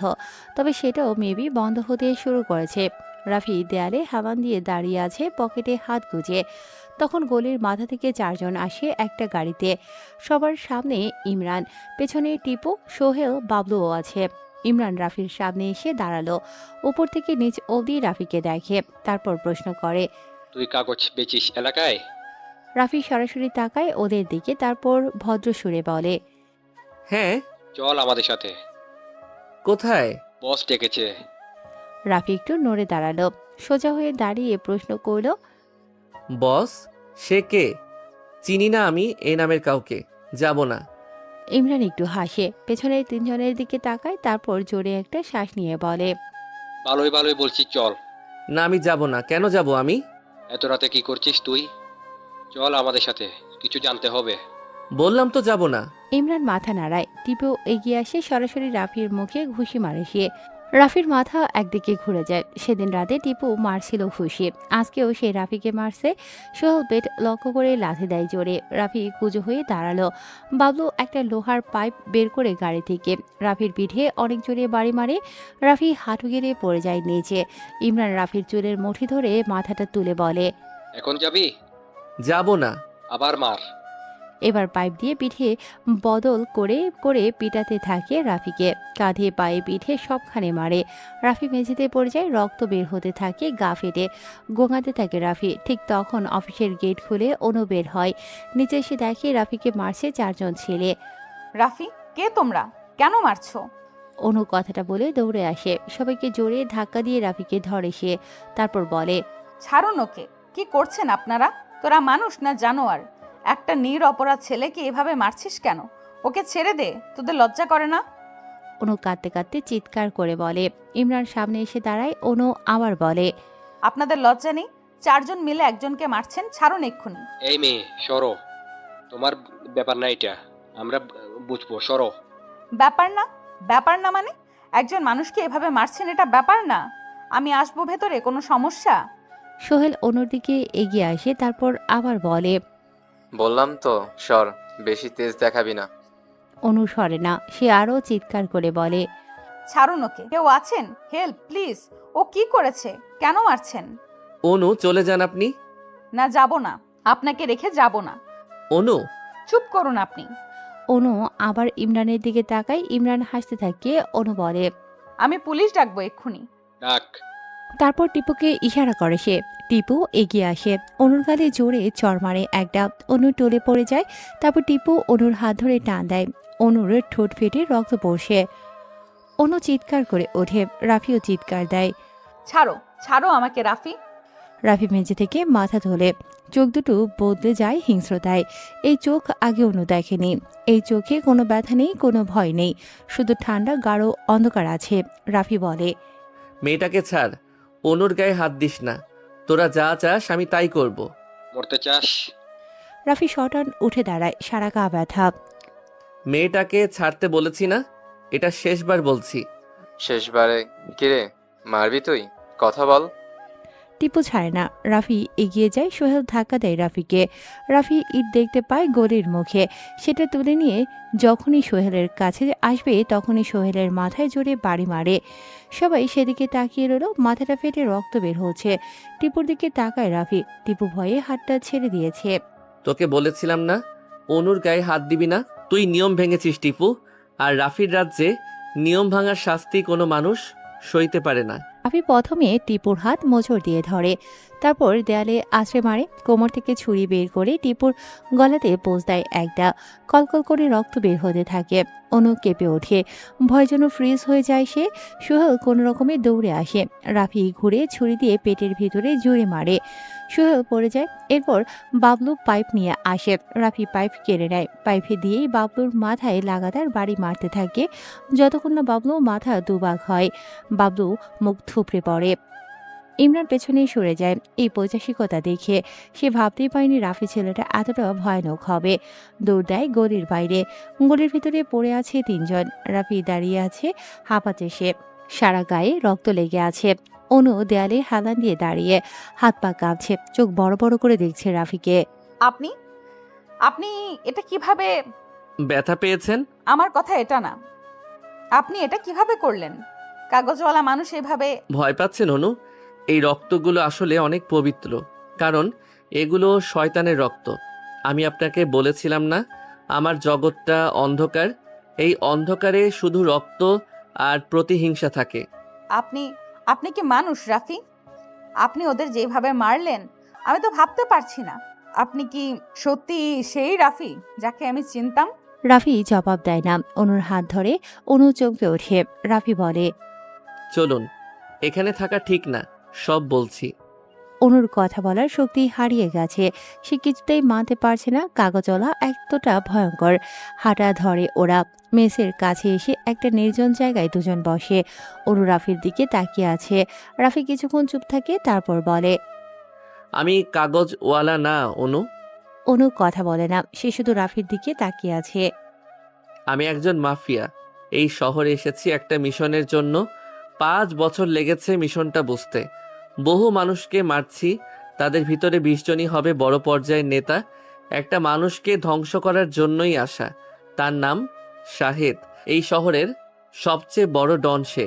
নারী পাচার, মাদক, অস্ত্র, খুন সব তার হাতে। 5 বছর ধরে তার সিস্টেম ভেঙেছি, তার লোক সরিয়েছি। এখন শেষ ধাপ বাকি, তাকে সরানো। আপনি কি তাহলে ওয়ার গ্যাং এর লিডার? হ্যাঁ। আপনিই লিডার? হ্যাঁ। যারা মরেছে মানে মাজেদরা, বাকিরা আপনি করেছেন? তারা নির্দোষ ছিল না, কেউ না। যাদের মেরেছি সবাই ক্রাইম করত। আমি কি ভেবেছিলাম আপনাকে, আর আপনি? আমি জানি।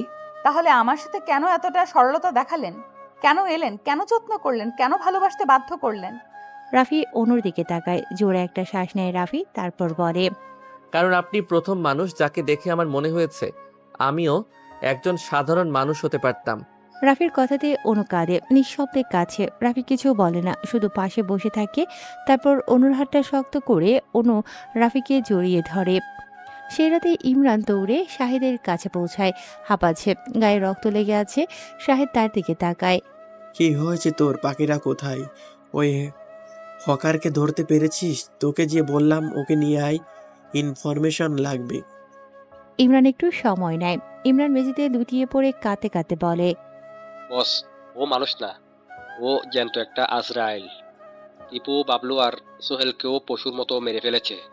ওর হাতে জাদু আছে। আমাদের 3 জনকে একা হাতে শেষ করে দিয়েছে, কোনো অস্ত্র ছাড়া, শুধু হাত, ছুরি আর একটা ইট দিয়ে। ভাই, এ মানুষ ট্রেন্ড, অনেক বেশি ট্রেন্ড। শাহিদের চোখ শুরু হয়। শাহিদের হাতের গ্লাসটা ফ্লোরে পড়ে চুরমার হয়ে যায়। তার কপালে চিন্তার ভাঁজ পড়ে। শাহিদ তার পকেটে থাকা রিভলভারটা বের করে লোড করে, তারপর বলে, ওই কাগজওয়ালা এসব করেছে। জি ভাই। শাহিদ উঠে দাঁড়ায়, তারপর বলে, ওয়ার গ্যাং। তবে তার একটাই শব্দ হয়, কিন্তু সেই শব্দে এতদিনের রাগ, অপমান, ক্ষতি সব একসাথে প্রকাশ পায়। কাল ভোরে এই কাগজওয়ালাকে আমার সামনে চাই জীবিত। ভোরের আলো তখনও পুরোপুরি ফোটেনি।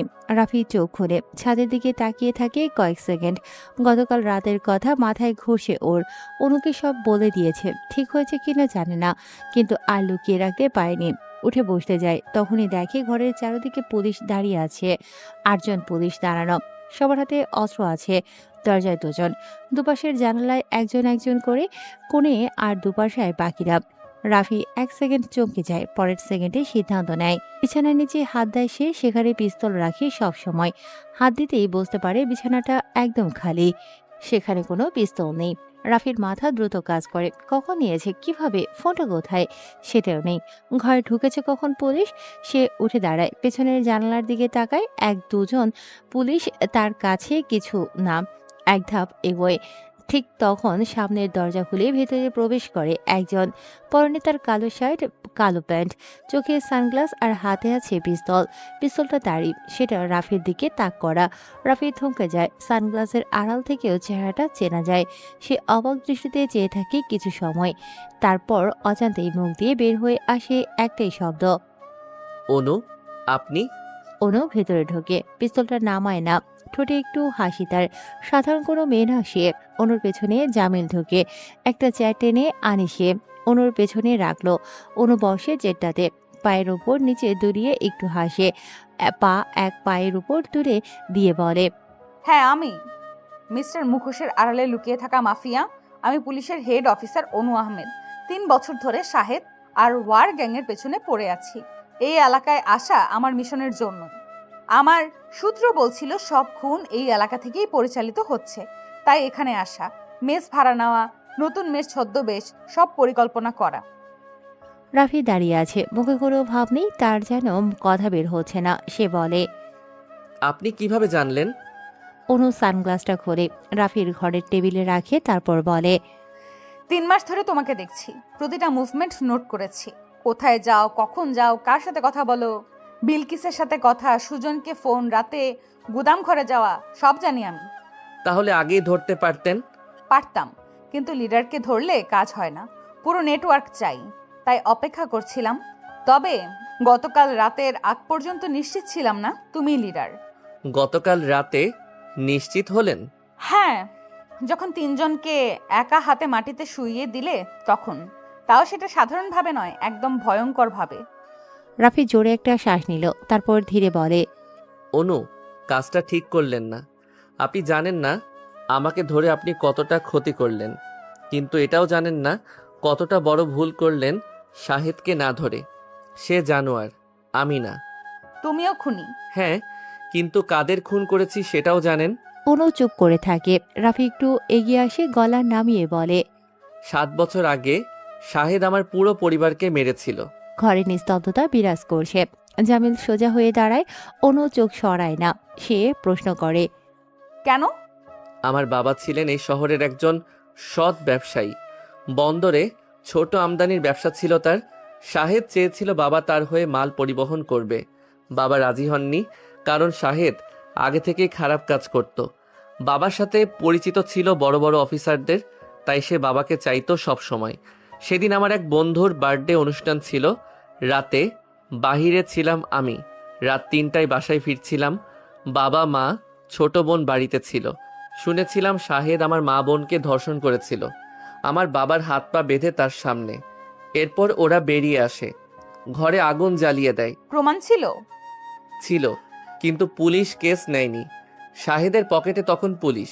কেস বন্ধ হয়ে যায়। দুর্ঘটনা বলে চালিয়ে দেওয়া হয় সেই ঘটনা। তারপর 7 বছর কেটে গেছে। নিজেকে তৈরি করেছি, একটু একটু করে সিস্টেম বুঝেছি, লোক জোগাড় করেছি যারা আমার মতো শাহিদের কারণে সব হারিয়েছে। আমরা একসাথে হয়েছি, ওয়ার গ্যাং তৈরি হয়েছে, মাফিয়া হয়েছি আমি। আর মিডফোর্ড রোডে কাজওয়ালা হয়ে 5 বছর?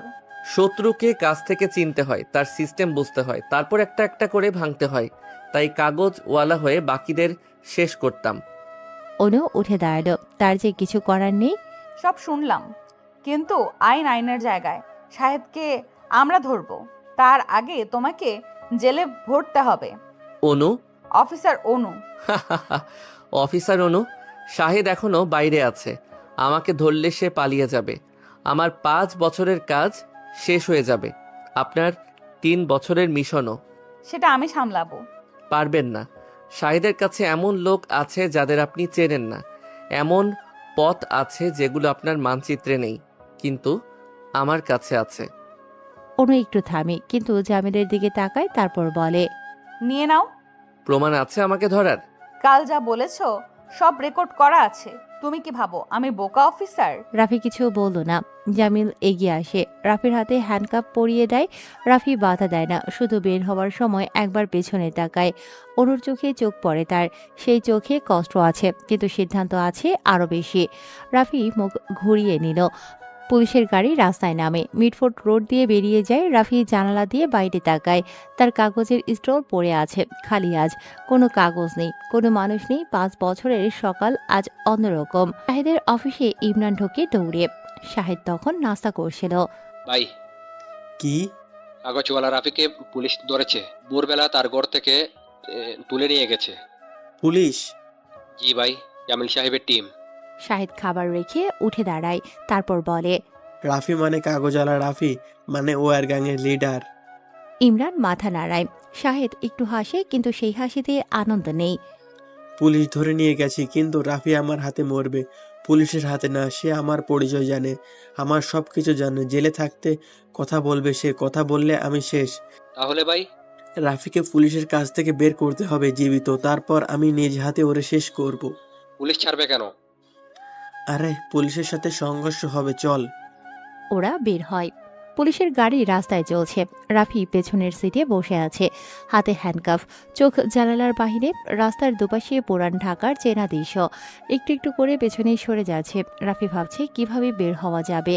অনুর 3 বছর, মিশর সব পরিকল্পনা করা। সে বুঝতে পারেনি 5 বছর ধরে এই শহরের প্রতিটা মানুষকে পড়তে পেরেছে, কিন্তু অনুকে পারেনি, হয়তো পড়তে চায়নি। হঠাৎ রাফির খেয়াল করে সামনের পুলিশ গাড়িটা নেই। একটু আগেও ছিল, এখন নেই। সে পেছনে তাকায়, পেছনের গাড়িও নেই, শুধু এই একটা গাড়ি, তাও ড্রাইভার সামনে, রাফি পেছনে। রাফির মাথা সতর্ক হয়ে যায়। সে বলে, সামনের গাড়ি কোথায়? ড্রাইভার জবাব দেয় না। রাফি আবার বলে, সামনের গাড়ি কোথায় গেল? রাস্তা আলাদা হয়ে গেছে স্যার, এগিয়ে গেছে। রাফি বোঝে এই ড্রাইভার শাহেদের লোক। সে দরজার হ্যান্ডেলে হাত রাখে। ঠিক তখন গাড়ি একটা সরু রাস্তায় ঢোকে। দুপাশে গাছ, জনমানব নেই কোনো। ঢাকার বাইরের দিকে একটা নির্জন এলাকা এটা। গাড়ি থামে কিছুটা এসে। বাইরে 3টা গাড়ি দাঁড়িয়ে আছে। দরজা খোলে, সেই গাড়ি থেকে শাহিদ নামে, ওর হাতে পিস্তল, পেছনে 12 জন লোক। রাফির গাড়ির দরজা টেনে খোলে ইমরান। নাম শালা কুত্তার বাচ্চা। রাফি নামে, হাতে এখনো হ্যান্ডকাফ লাগানো। শাহেদ সামনে আসে, রাফির চোখের দিকে তাকায়, তারপর দীর্ঘ নিস্তব্ধতা। তারপর শাহেদ হাসে। কাগজওয়ালা, 5 বছর 5টা বছর এই শহরে ছিলি তুই। আমার নাকের ডগায় কাগজ বেচেছিস, মানুষের সাথে কথা বলেছিস, আর ভিতরে ভিতরে আমার সব ভেঙে দিয়েছিস, শালা মাদার। হ্যাঁ, তোকে আজকে আমি কুত্তার মতো মারবো। তোর জন্য আমার সিন্ডিকেট পুরো ভেঙে পড়েছে, আমার কোটি কোটি টাকা সব শেষ হয়ে গেছে। তোকে আজ জ্যান্ত পুঁতে ফেলবো। শাহেদ এসে লাথি মারে একটা রাফির পেটে। তারপর ওকে টেনে তুলে রাফিকে একটা গাছের সাথে দাঁড় করানো হয়। শাহেদ সামনে দাঁড়িয়ে লোকেদের বলে, শুরু কর। ইমরান এগিয়ে আসে, রাফির পেটে ঘুষি মারে, পিস্তলের বাট দিয়ে রাফির কপালে মারে। রাফি কুজো হয়ে যায়, আবার মারে, এবার মুখে মারে। রাফির ঠোঁট আবার কেটে যায়, রক্ত পড়ে সেখান থেকে। রাফিকে স্ট্রিট দিয়ে পেটাতে থাকে। চারপাশে অস্ত্র ধরে আছে সবাই। রাফি মার খায়, কোনো শব্দ করে না। শাহেদ সামনে দাঁড়িয়ে বলে, তোর বাবা বড় সৎ মানুষ ছিল, সততার কি ফল হয় দেখেছিলি? তবুও তুই একই পথে হাঁটলি কেন? তোকে বহু আগে মারা দরকার ছিল। রাফি মাথা তুলে তাকায়, সারা গা, চোখ, মুখ রক্তে ভিজে গেছে। কারণ তোর মতো মানুষ পৃথিবীতে থাকলে সৎ মানুষের দরকার নেই। তোকে শেষ করাটাই সবচেয়ে সৎ কাজ ছিল।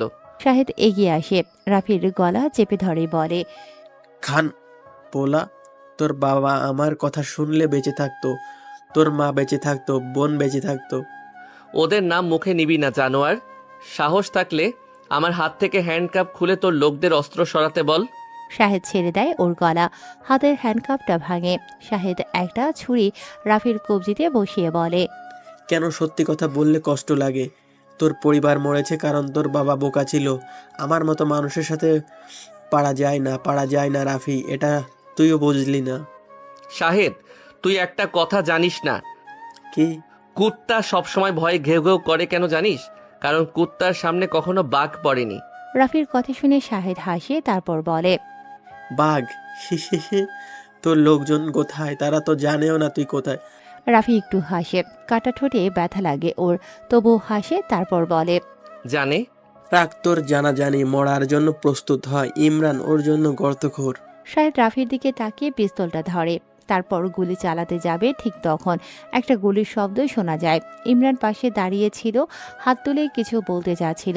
গুলিটা এসে লাগে ঠিক তার মাথায়, সে পড়ে যায়। শাহেদ চমকে পিছিয়ে গেল। আরেকটা গুলি আসে, ডান দিকের একজন পড়ে যায় মাটিতে, আরেকটা বাঁ দিকের একজন পড়ে গেল। এভাবে পরপর কতগুলো স্নাইপারের গুলি আসতে লাগলো। শাহেদের লোকেরা ছোটাছুটি শুরু করে ভয়ে, কিন্তু কোথায় যাবে বুঝতে পারে না। গুলি আসছে চারদিক থেকে। তারপর জঙ্গলের ভেতর থেকে বের হয়ে আসে 30 জনের একদল লোক, একই পোশাক সবার গায়ে, কালো, মুখ ঢাকা, সবার হাতে অস্ত্র। শাহেদের লোকেরা একে একে মাটিতে পড়তে থাকে। শাহেদ পিস্তল তোলে, কিন্তু চারদিক থেকে ঘিরে ফেলে রাফির লোক। রাফির দিকে তাকায়, রাফি দাঁড়িয়ে আছে। ভালো প্ল্যান করেছিস। ধন্যবাদ।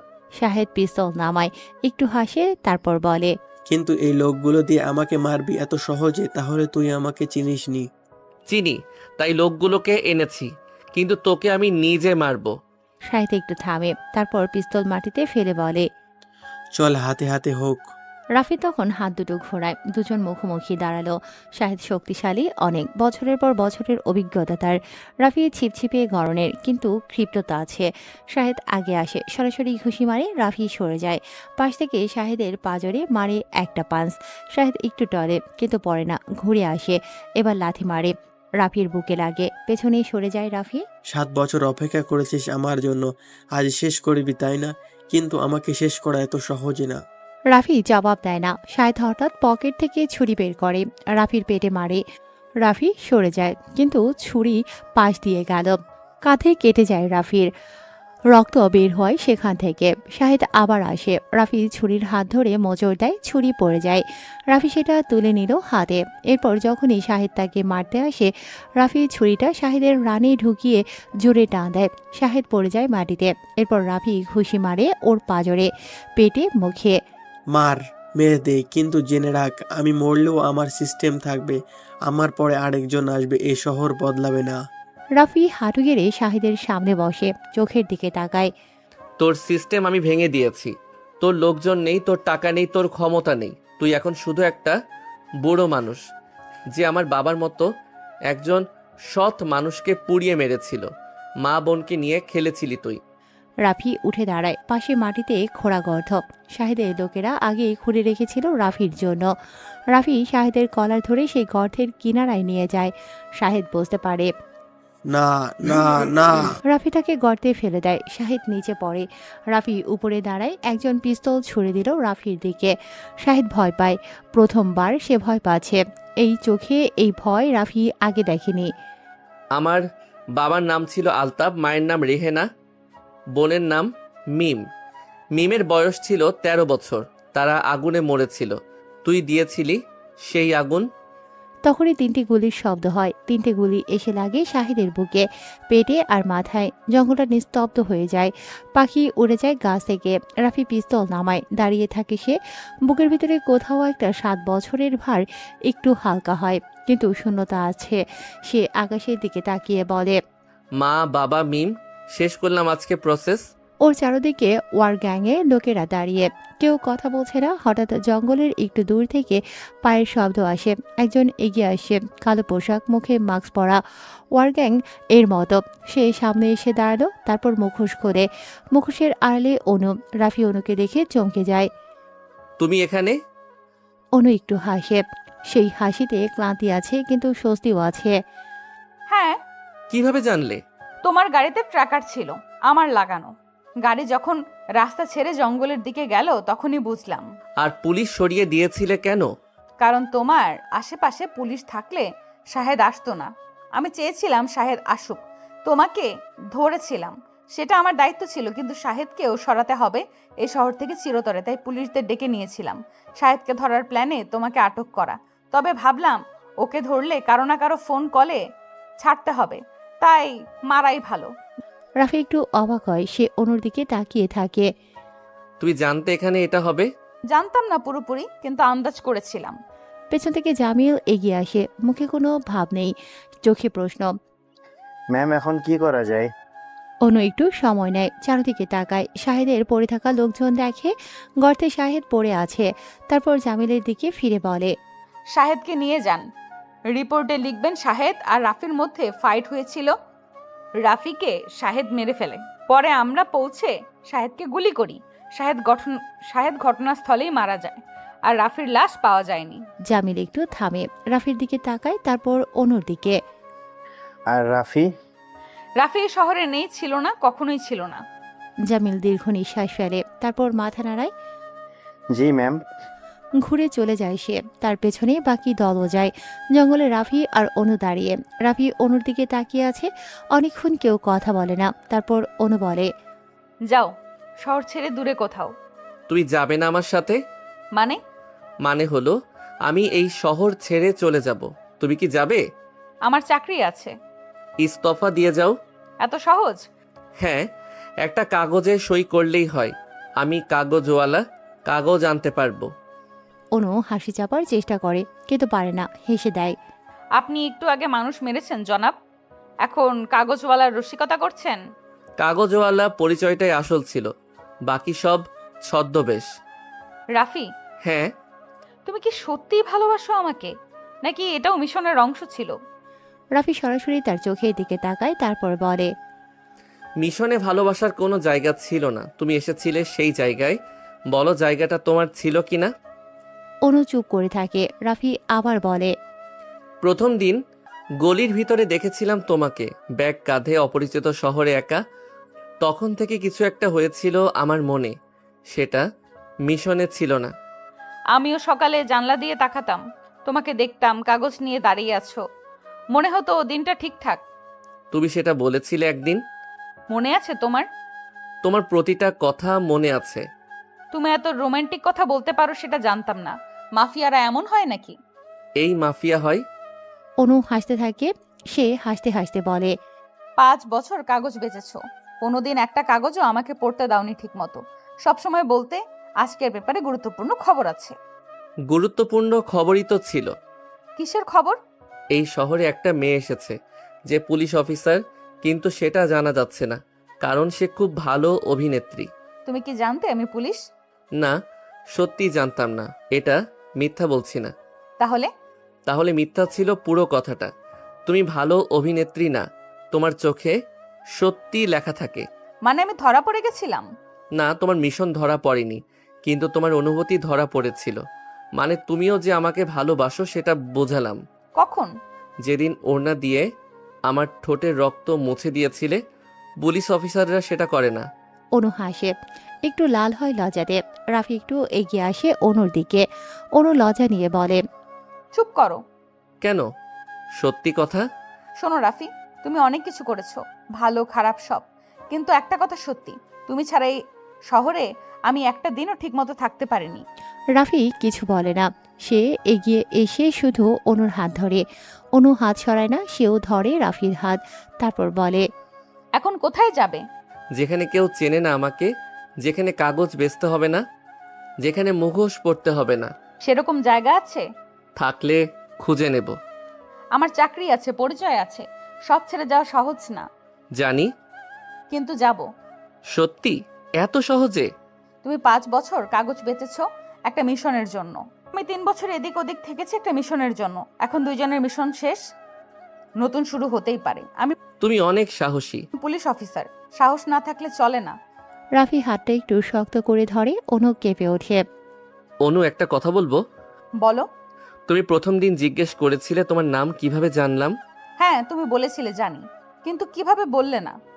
আসলে জানতাম না। মানে? অনুমান করেছিলাম।